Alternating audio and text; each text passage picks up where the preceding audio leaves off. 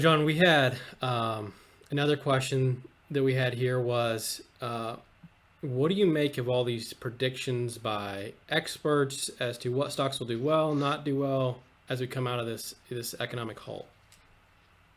Yeah, Scott, I think it's interesting because as we talked about earlier, 70% of the economy is the consumer.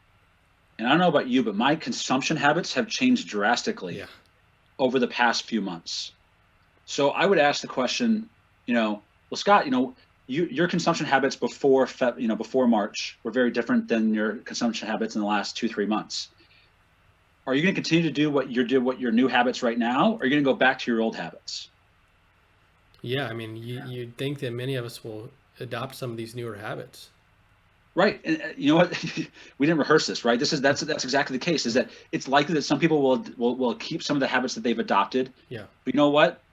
I'm going back to restaurants. I really enjoy restaurants. That's right. Yeah. I'm going back to traveling. Yeah. But am I going to do more things with Zoom, and do more things with conference calls? Am I going to some of those expenses that weren't really giving me any value? Am I going to maybe change those?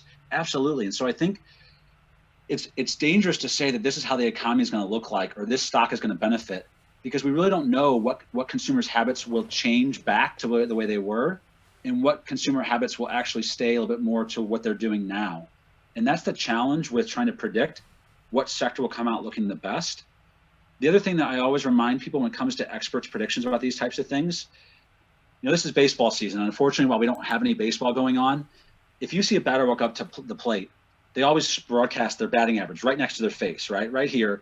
So before they even take a swing, you have an idea of the probability of them getting a base hit, right? Yeah. Well, when was the last time that you ever saw a person on a financial news station give a prediction with their batting average of past predictions listed right next to it? No, that's a great point. Yeah. Right? You just don't see it, and you don't see it for a reason. It's the same reason why your career services area told you if your GPA is below 3.0, don't put it on your resume, right?